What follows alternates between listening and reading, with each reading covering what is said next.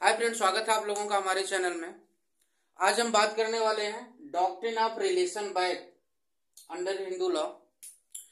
जो doctrine of relation back, देखिए doctrine of relation back जैसे सीपीसी में अप्लाई होता है, कहीं और कुछ जगह अप्लाई होता है, लेकिन आज हम स्पेसिफिक बात करने वाले हैं हिंदू लॉ में इस डॉक्ट्रिन का मतलब क्या है, डॉक्ट्रिन ऑफ रिलेशन बैक क्या कहती है। तो अभी हम बात करने वाले, जैसे आप लोगों को पता होगा, अगर नहीं पता हो तो सुन लीजिए, Hindu adoption and maintenance act, जिसको शॉर्ट में हामा बोलते हैं, 1956। Hindu adoption and maintenance act 1956 में आया है। अभी हम इससे पहले की बात कर रहे हैं, इसको अभी भूल जाइए, ठीक है। अभी हम बात कर रहे हैं 1956 के पहले की क्या स्थिति थी, और फिर अभी हम इस पे भी चर्चा कर लेंगे। तो अभी 1956 के पहले जो कस्टमरी लॉ या जो हिंदू लॉ में डॉक्ट्रिन ऑफ रिलेशन बैक जो चलता था वो क्या था। देखिए, जो 1956 के पहले की कहानी थी, जैसे यदि कोई लेडीज है, यदि कोई औरत है और उसकी शादी हुई है, और सपोज दैट यदि उसके पति की डेथ हो जाती है, मान लेते हैं ये कोई एक औरत है, ठीक है, एक आदमी है, ठीक, ये ए है और ये बी है। ये 1956 के पहले की बात हम कर रहे हैं। 1956 से पहले मान लीजिए इन दोनों की शादी हुई थी। कब हुई थी मैरिज? ये हुई थी मान लीजिए कि 1930 में। इनकी मैरिज कब हुई थी?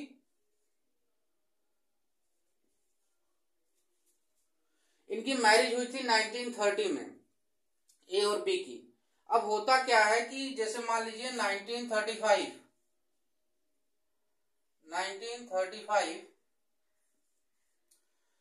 ये जो हस्बैंड थे, ये वाइफ है और ये हस्बैंड है, ठीक है। 1930 में दोनों की शादी हुई थी और 1935 में इनके जो हस्बैंड है, ये क्या होता है, इनकी डेथ हो जाती है। हस्बैंड की 1935 में जो है डेथ हो जाती है। ये पहले की कंडीशन में बता रहा हूं। अब देखिए, उस कंडीशन में जो हस्बैंड की प्रॉपर्टी थी, जो हस्बैंड की प्रॉपर्टी थी, वाइफ को नहीं मिलती। 1956 से पहले की बात हम कर रहे हैं।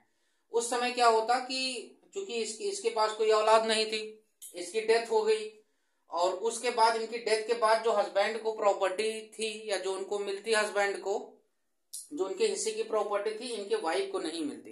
इनके वाइफ का केवल उतना अधिकार था मेंटेनेंस के लिए या लिमिटेड इंटरेस्ट इनके लाइफ टाइम के लिए जो भी था, जब तक ये जिंदा रहती। बाकी इनके हस्बैंड की जो प्रॉपर्टी थी उसमें राइट इनका नहीं था। 1935 में हम बात कर रहे हैं, ठीक। अब क्या हुआ, जैसे मान लीजिए अब इन्होंने एक बच्चे को गोद ले लिया, मान लीजिए 10 साल बाद ये ने क्या किया, एक बच्चे का अडॉप्ट कर लिया जिसका नाम था सी। ये छोटा मोटा बच्चा किस सन में इन्होंने अडॉप्ट किया, मान लीजिए 1945 में, ठीक है। 10 साल बाद 1935 में इनके हस्बैंड की डेथ हुई थी और 1945 में इन्होंने क्या किया, एक बच्चे को अडॉप्ट कर लिया 1945 में। अब देखिए डॉक्ट्रिन ऑफ रिलेशन बैक क्या करती थी, क्या अब मान लीजिए, जैसे मान लीजिए 1935 में हस्बैंड की डेथ हो गई और इनके हस्बैंड के भाई थे, मान लीजिए 2 भाई थे, जो मान लीजिए हस्बैंड को लेकर टोटल 3 भाई थे। तो प्रॉपर्टी का जो डिल्यूशन होना था वो 3 पार्ट में होना था। तो अब इनके हस्बैंड की तो डेथ हो गई, तो जो प्रॉपर्टी का बंटवारा हुआ वो 2 भाइयों में हो गया। जैसे मान लीजिए एक तीसरे भाई इनके थे, ये भाई इनके थे, ये मान लीजिए डी थे और ये ई थे। अब जो प्रॉपर्टी का बंटवारा हुआ, पहले 3 हिस्से में होना था, हस्बैंड की डेथ की वजह से 1935 में 2 भाइयों में बंटवारा हो गया, डी और ई में हो गया। इनकी वाइफ को कुछ मिला नहीं। अब इन्होंने 1945 में सी को क्या किया, अडॉप्ट कर लिया। अब देखिए, चूंकि अडॉप्ट 1945 में किया है, प्रॉपर्टी का ड्यूरेशन हो चुका है 1935 में।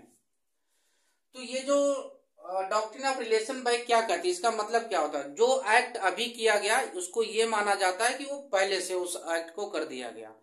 तो जैसे 1945 में जब ये अडॉप्ट करेगी तो उसको ये माना जाएगा जब इनके हस्बैंड की डेथ हुई थी उस समय से इस बच्चे को गोद लिया गया था। अब ये जो प्रॉपर्टी माफ कीजिएगा, डी और ई में 2 हिस्सों में बटी थी, अब वो प्रॉपर्टी फिर से क्या होगी, बच्चे को रिवर्स मिलेगी।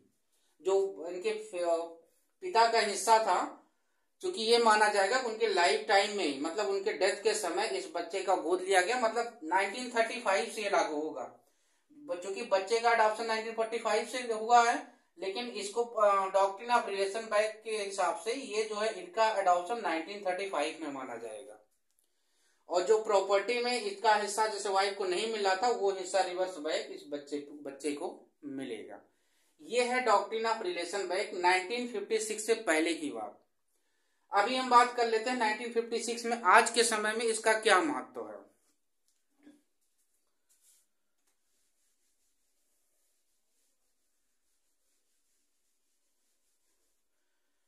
देखिए आज के समय में Hindu adapter and maintenance act का सेक्शन 12 है,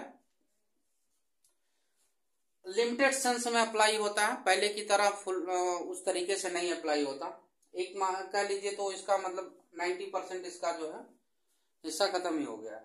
पहले डॉक्ट्रिन ऑफ रिलेशन बैक का क्या मतलब था कि जो एक्ट आज हुआ उसको मान लिया जाता है कि पहले से वो एक्ट हुआ है जिस दिन उसके फादर की डेथ हुई थी। लेकिन ये सेक्शन कहता है 12 जो है कि डॉक्ट्रिन ऑफ रिलेशन बैक को अप्लाई नहीं करता। जैसे मान लीजिए कि यहीं पे ले लीजिए, ये वाइफ थी और ये हस्बैंड था, ये हस्बैंड है, ये वाइफ है और ये हस्बैंड है। अब इनकी डेथ मान लीजिए 2000, शादी इन दोनों की हुई थी मान लीजिए 2015 में, ठीक है, दोनों की मैरिज 2015 में हुई थी और 2020 में जो हस्बैंड की डेथ हो जाती है, या 25 में ही मान लेते हैं। हस्बैंड की डेथ कब होती है, 2025 में होती है। अब ये बच्चे को अडॉप्ट कब कर, मान लो अभी उसने 20 ही ले लेते हैं तो ज्यादा सही रहेगा, 20 ले लेते हैं।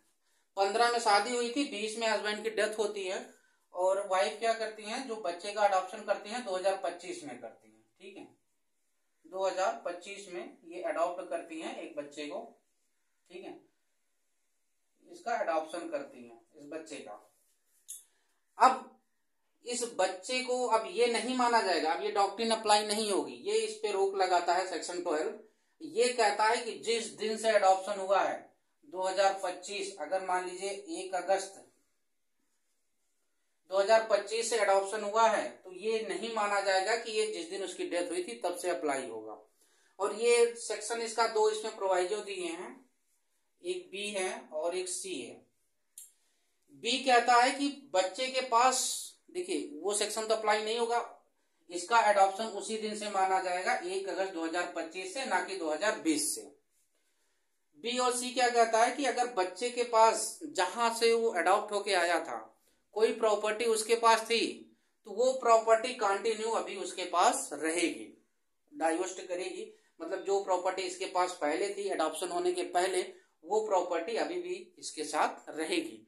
लेकिन जहां पे अडॉप्ट हो गया, जिसने इसको अडॉप्ट किया है, जिस माँ ने जैसे इनको अडॉप्ट किया है, इसके पहले अगर मान लीजिए इसके डेथ के बाद प्रॉपर्टी का डिविल्यूशन हो गया था, मतलब जो प्रॉपर्टी का बंटवारा हो गया, किसी को विल कर दी गई, किसी को गिफ्ट कर दी गई, और वो प्रॉपर्टी अब ये चैलेंज नहीं कर सकता, अब इसको वही प्रॉपर्टी मिलेगी जो इस दिन से है, 1 अगस्त 2025 से है, वही प्रॉपर्टी मिलेगी। उसके पहले जिस प्रॉपर्टी को गिफ्ट या विल डीड या सेल डीड करके खत्म कर दिया गया वो प्रॉपर्टी इसको बिलोंग नहीं करेगी, वो इसमें इंटरफेयर नहीं करेगा।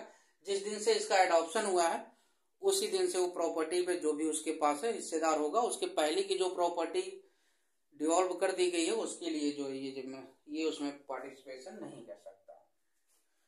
तो आशा करता हूँ डॉक्ट्रिन ऑफ रिलेशन बैक आपको समझ में आया होगा। फिर भी कोई क्वेश्चन हो तो आप हमको कमेंट में बताइएगा। वीडियो अच्छी लगी हो तो चैनल को सब्सक्राइब कर लीजिए, वीडियो को लाइक कर दीजिए। मिलते हैं अगली वीडियो में, तब तक के लिए नमस्कार।